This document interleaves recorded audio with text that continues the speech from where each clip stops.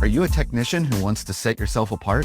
Then the Trusted Technician podcast is for you. I'm Derek Hoferter, coach and trainer at SBE. And on this podcast, we will have experienced HVAC coaches and trainers, as well as top performing technicians, all sharing their tips and strategies to help you be more successful. We're back for another episode of the Trusted Technician podcast. Today's guest is Caleb. Caleb's joining the podcast from Phoenix, Arizona. Hey, Caleb, thanks for joining us. Hey, Derek, thanks for having me. My pleasure. Yeah, thanks, Caleb. So I always like to start out with the question, Caleb, why or how are you an HVAC technician? It's always been a passion of mine. Not a passion. It's always intrigued me, rather. Even since high school, I did a report on it. A neighbor of mine owned his own company, but I followed a family business of CNC machining. And I started as a machinist in my early 20s. I went to school for that and helped the company grow. I was there for almost 20 years. And then the company was sold. And so I had to kind of take a different career path, and dived into HVAC and put myself through a little bit of schooling of that, and got in touch with a family friend down the street who worked at George Brazil. And he said, yeah, you should apply. They got great training there, and been here for going on 2 years now, and absolutely love it. It's been a great experience. Very positive. Yeah. Yeah. So you did a full career change there. Yeah. It was scary. It was absolutely scary and nerve wracking. I've got a family. I got 5 kids and a wife. So you could imagine that there was a lot going through my head. But here in Arizona, I thought, you know what? It's going to be a good career to jump into, and no regrets. Yeah. A good career. I don't think here in Phoenix, air conditioning is going away anytime soon. I think they'll probably stick around for a bit. So so about 2 years now, what are you loving the most about it? I love the team atmosphere here at George Brazil. So positive. The morale is great. Never once have I felt like I've been thrown to the wolves to try to figure something out. I know I've got a whole team. I could be on a job by myself, and if I got a question or I'm stumped on a diagnosis, I know I've got a whole team at the touch of a button, whether it be through a phone call, text message, or FaceTiming, to help me figure it out. So that's been awesome, because I don't know everything there is to know about HVAC and electrical, and the team atmosphere here is just amazing. That's awesome. I love getting with people. I love going into their homes and getting to know them. And it's just every day is a different day. And I love it. Yeah, that's so good. So what have you found to be the most challenging aspect of being a technician? Ooh, probably dealing with extreme temperatures. Yeah. And, I'm always up for a challenge. So a challenge isn't very challenging, if that makes sense to me. Yeah. So tight spaces are the challenge. That's for me. I'm tall, and if I'm in a tight crawl space in an attic, that's challenging. I'm tall also, so I know 100% what you meant as soon as you said that. Yeah. I know the feeling. So that's awesome, Caleb. And, I was looking at some of your numbers. You do really well on maintenance visits. For me, I've sort of always found that maintenance visits are kind of something that there has to be like a belief involved with, I think, of, does the homeowner believe in maintenance? And even does the technician believe in maintenance? I know a lot of HVAC technicians that don't put a huge emphasis on it. So tell me a little bit about how you feel about maintenance on an HVAC system, and just the overall thoughts of why you think that's so important for homeowners to do. Yeah. I'm a cars guy. I've always been mechanically inclined, and whether it be on CNC machine or vehicles, I'm always big on maintenance of these machines and equipment. And I understand how it prolongs the life. It helps the efficiency. It helps performance. But never before have I thought that maintenance on an AC system is important, even as a homeowner. Mm, You sight out of mind. Never even thought about it. Barely even think about changing my air filters. sure. But since I've been in this field, why not? We expect our cars to get us from point A to point B.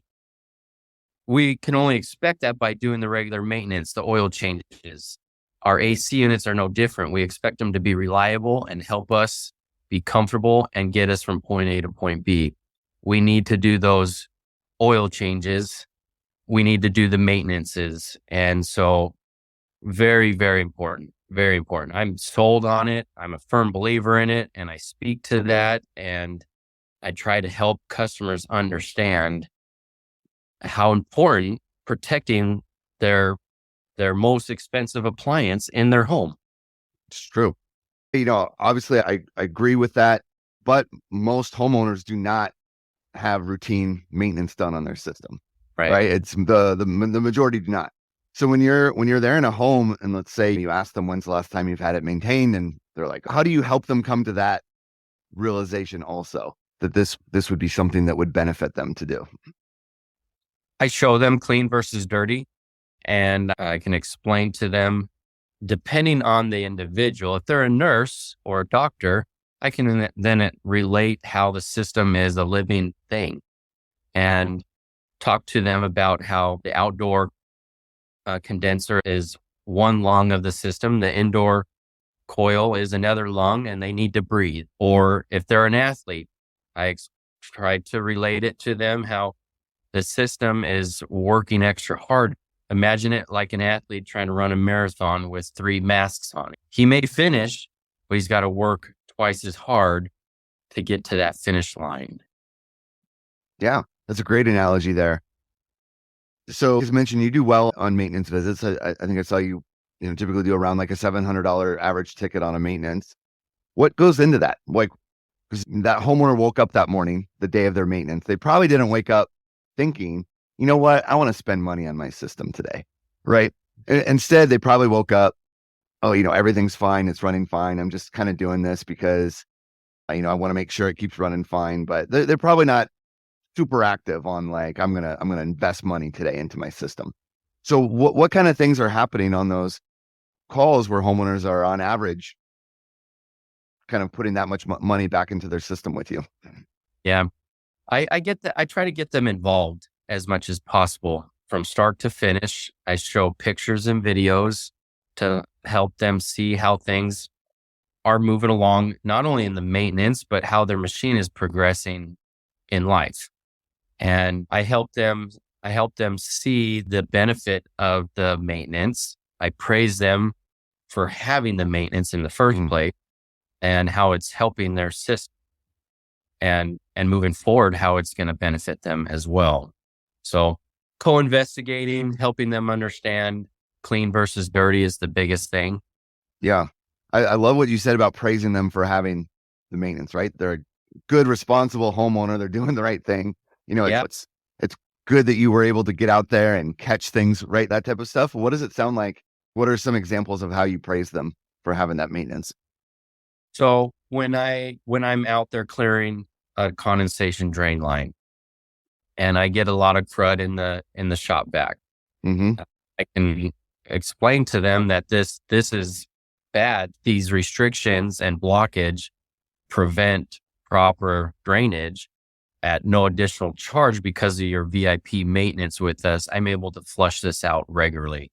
So rest assured, we have proper drainage. This passes inspection now. Good job having the maintenance policy. Or if I'm washing the condenser outside, how important that is here in Arizona. We are in a very dusty climate and there's no filter protecting that lung of the system outside. So you're doing the right thing by having a maintenance program with Georgia Brazil so that we can protect your unit year after year from all the dust storms. Yeah, that's really good because I sort of feel like with maybe with a lot of homeowners, even if they have made it to that level of okay, I understand I need to have maintenance done. they don't really have any idea, I think, what goes on during a maintenance, like the typical scenario, right? So I guess it would be kind of hard for them to know, like, is this worth it? Am I getting value? Did this actually do anything? So you're showing them these things. Are you taking a video of it? Are you bringing the homeowners out there? Like, how are you able to show them what you're doing on a maintenance? Both. Most cases, it's through pictures and videos.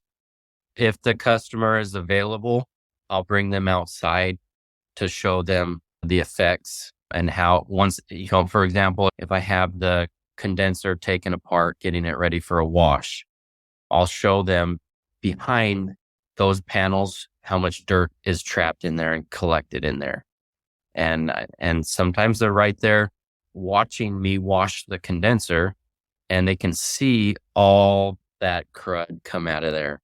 So it's a very powerful couple moments there, critical moments to help them understand how important the maintenance is. Yeah, visuals, especially clean dirty. The visual of clean dirty is one of the, I think, the most powerful visuals there possibly is. And I try to tie it all together from the indoor machine to the outdoor machine. They got to work together to perform at peak performance.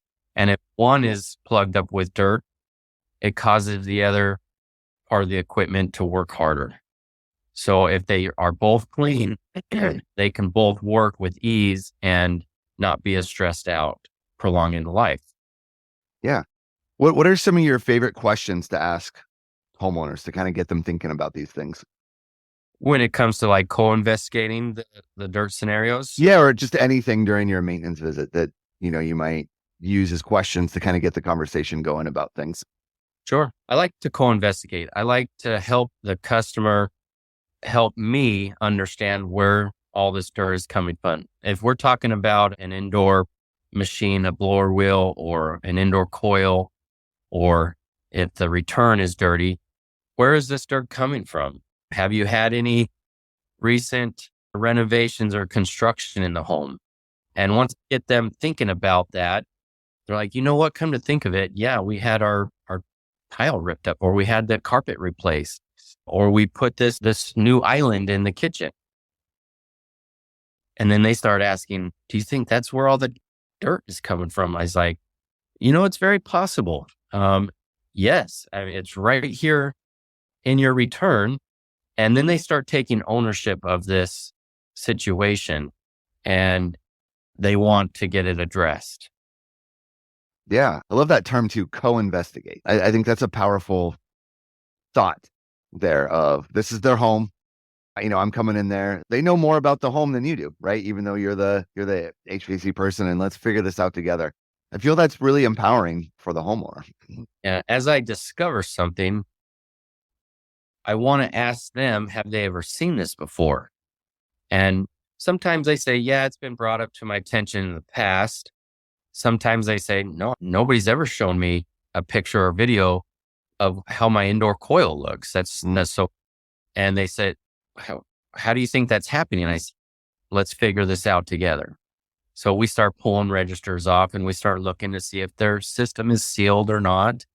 And we just one step at a time. One conversation leads into the next. And then at the end, I try to tie it all back together. And then at that point, they're looking for solutions. Another thing I ask them too is, what have you tried? What have you done to prevent dirt in the home? Or what are things you've done to improve your air quality? And, they may share some things. They may haven't done anything. And then they start asking and looking to you for solutions and options. Yeah, that's great. Caleb, I got to let you go here in a few minutes. I know you've got calls to do. It's going to be another pretty hot day here in Phoenix. Yeah. So I love your whole story of you had a 20-year career doing something else, made the switch. You're enjoying it. I'm sure there's other people listening to this that are kind of in your same spot there, or maybe they've gotten into it a little later in life, or maybe they've even been doing it for 20 years, but they're still kind of trying to figure out a lot of the things that you're talking about. Yeah. Anything left or any final advice you'd have for any technicians listening to this? Sure. I think the biggest thing is just be real with the customers, be upfront and honest. Honesty. I think that's the biggest thing. Give them what they're paying for, a good maintenance, be positive, be uplifting, and the trust is gonna come. You be positive and honest with them. Let them know you're there for them, and they're gonna feel that, and they're gonna look to you for solutions. And then it's a win-win for everybody. I love that. Caleb, thank you so much for taking some time and joining us. Absolutely, Derek. Thank you.